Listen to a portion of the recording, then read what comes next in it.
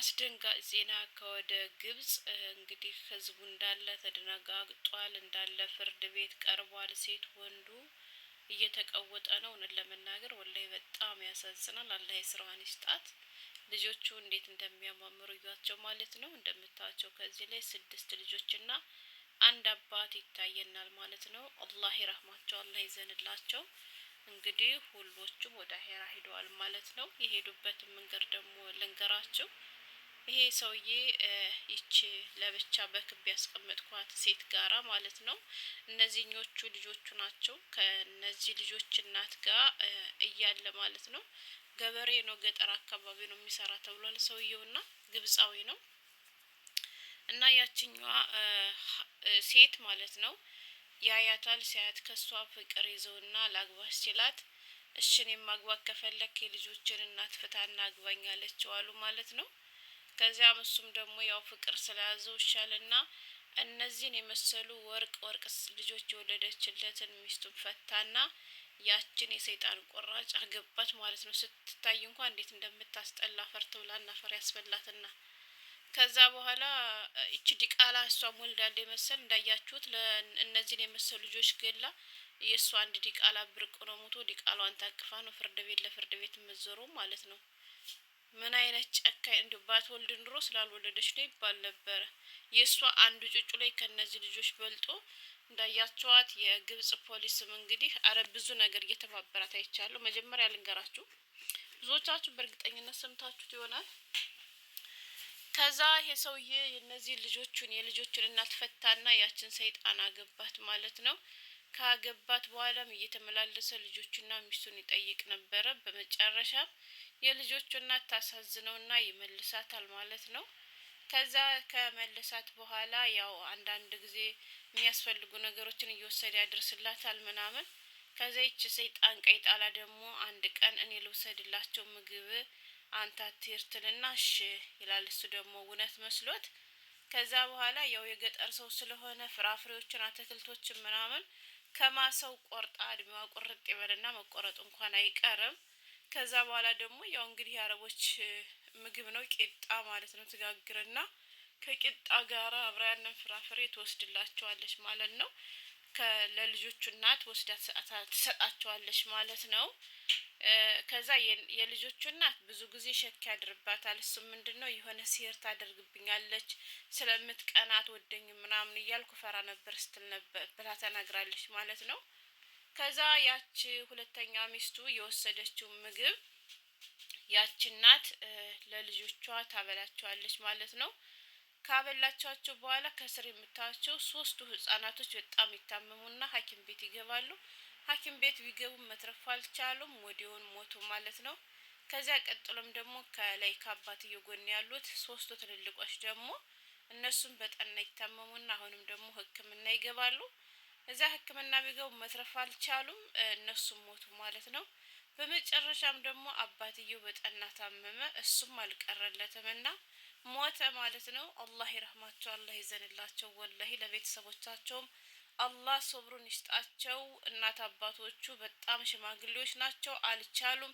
የተለቀቀውን ቪዲዮ ብታዩት በጣም ነው የሚያሳዝኑት። እናቲቱ 7 ልጆች እናየው ትገደል፣ በአደባባይ ትሰቀልልኝ፣ እንደዚያ ካልሆነ ፍትህ የለም እያሉ እንግዲህ ፍርድ ቤቱን በሙሉ ሴት ወንዱ ቀርቦ እየቀወጠው ነው ማለት ነው።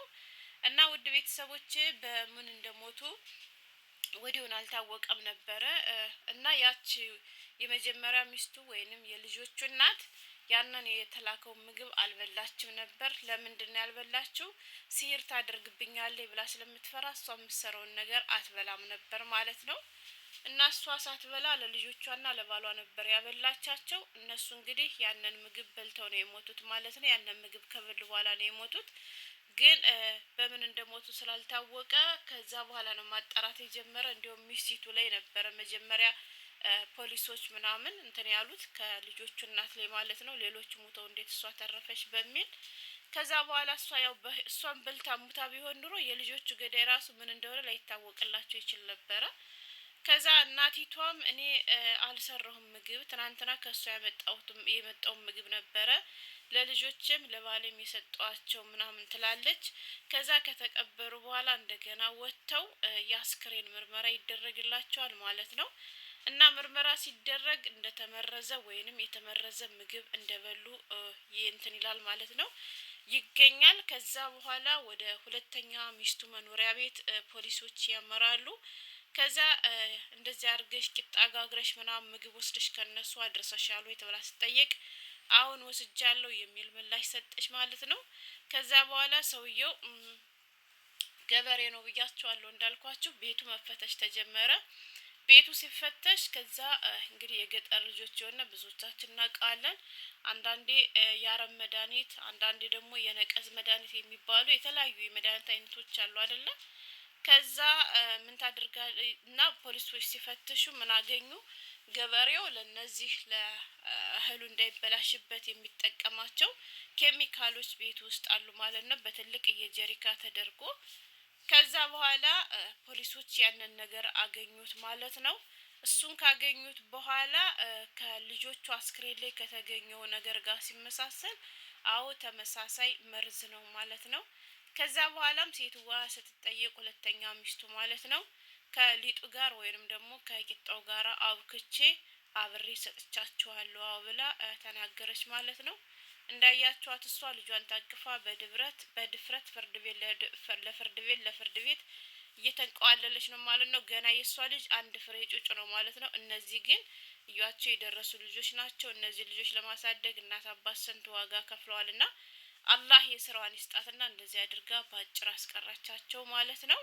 ወላሂ በጣም ነው የሚያሳዝነው። ልጆቹ ደግሞ እንዴት እንደሚያማምሩ እያቸው አላቅም ወይ ለብቻ ማለቴ። በእርግጥ ጥፋተኛው አባትየው ነው፣ ግን አላህ ይዘንለት። ስለዚህ ወይ ሚስቱን ብቻ የምትገልበትን መንገድ አመቻችቷ እሷን ብቻ። ሚስቱም ሲጀመር ጥፋተኛ አይደለችም።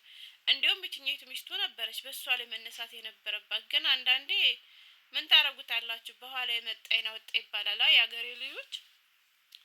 እና ብቻ ያም ሆነ ይህ ያቺ እናቲቱ ግን አንዳንዴ ማለት ነው ማለት ለራሷ ህይወት ስትፈራ እንዴት ለልጆቹ አልፈራችም? እንዴት ለልጆቿ ጥርጣሬ አላደረባትም? አላቅም። ያው ይመስለኛል እሷ የምትቀረው በእሷ ላይ ስለሆነ ሲሄሩ በእኔ ላይ ብቻ እንዲሰራ አድርጋ ታሰራብኛለች ብላ ፈርታ መሰለኝና ያንን ነገር መመገብ ያልቻለችው። እሷ ግን ስላልተመገበች ተርፋለች። ግን መትረፍ አይሆን ይህን ሁሉ ቤተሰቧን አታ እንዴት ነው ጤነኛ የምትሆነው? እና በተለይ የሰውየው ወላጆች እናትና ወላጅ እናቱ አባቱ ወንድሞች ወላሂ እንዴት እንደሚያሳዝኑ ብታቸው።